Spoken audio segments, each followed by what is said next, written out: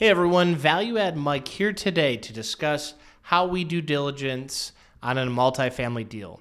For those who don't know, my name is Mike Taravella, Value Add Mike, and me and my business partners manage over $100 million in commercial real estate. And today I wanted to go inside and give you a little bit of secrets on what we do during the due diligence period for our deals.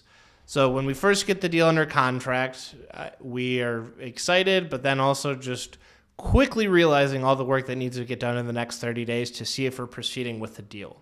So the first thing I like to do is go on site with our contractors, inspectors, property managers, because the first thing we want to do is have as many eyes on the property as possible. And so if you think about it, the inspector is going to look through a fine-tooth comb to see if the structure's good, what are any 911 repairs, and what we can do that needs to be addressed immediately for that property. The property manager is there to look at the property to see what quantities we need for renovations, start developing the renovation plan, because going in we expect to renovate all of the units, but now we're looking to see what we're looking for in terms of cabinets, appliances, how big the rooms are, what are the layouts, and is there any uniqueness for the property that we can all see.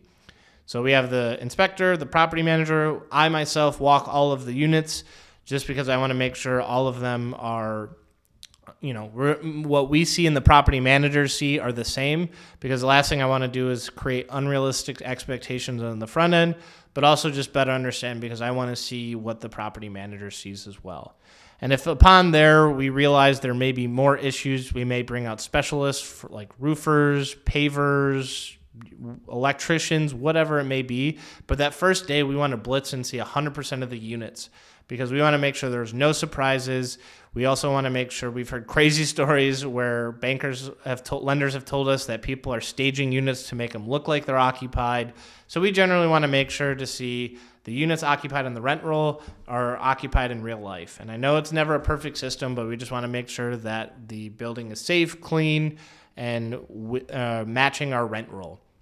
So once it passes that physical due diligence, then we're going through the financial due diligence. And that one it's across the board, because every seller has their own unique way of doing the books, which is never what you want to hear. But we want to make sure a couple things first. We want to make sure all the leases match the rent rolls, because if the leases differ in value, because when we underwrite the deal, we're going off the financials of what was provided before due diligence. And now that we're under due diligence, we want to make sure, does the revenue tie? Do the leases match? Who's paying? Who's not paying? Because our lenders are only going to lend on the actual income of the property and how it produces. And so we want to make sure that that income matches what we thought it was before due diligence.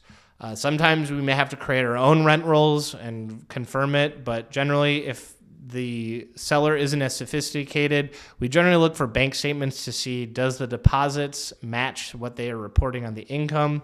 And it can be, we've had it across the board where there are no financials, but we want to make sure we're getting as clear a financial picture of what money is coming in, because on the expenses side, we're mainly going to operate the property differently by having our own manager and our own renovation budget. But we want to make sure that the taxes match. Did they pay their taxes?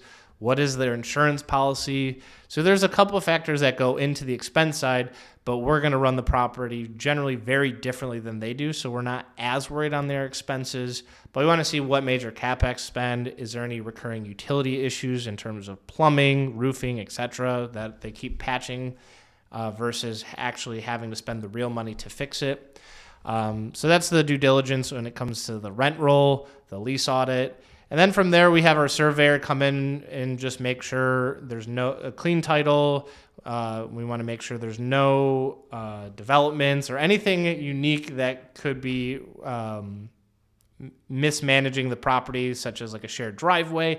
There's so many nuances with it, but these are the things that you have to look out for, because you don't want to ruin the market rate of your apartment or complex by having these impedes and title issues. So super important. And I think one of the underrated things that we do is we actually order the appraisal well ahead of time.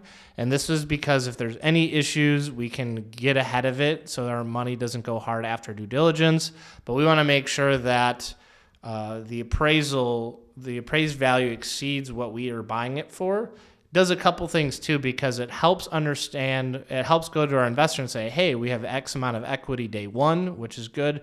And plus two, if we need to order a reappraisal or if there's any contest that we need to do to differ on the appraisal, we have time to do it, because in those 30 days of due diligence, we want to make sure that it's executing and we're moving the needle forward. So all that being done, on top of that, we're working on the background of our marketing materials to make sure our investors understand the investment and what we're doing and planning. We're getting quotes just from our renovations budget right after. So there's just a lot of things that go into it, but we're mainly looking to see, is the physical condition good and safe? If there's any issues, can we work on that? Is it in the budget and can we afford it?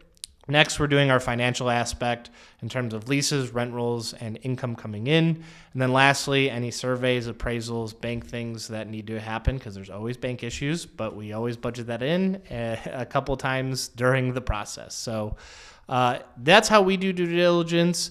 We'd love to hear any comments or questions you may have in the comment section. But if this video gave you any value, like, comment, subscribe, share it to a friend, and sign to our newsletter. Until then, we'll see you next time.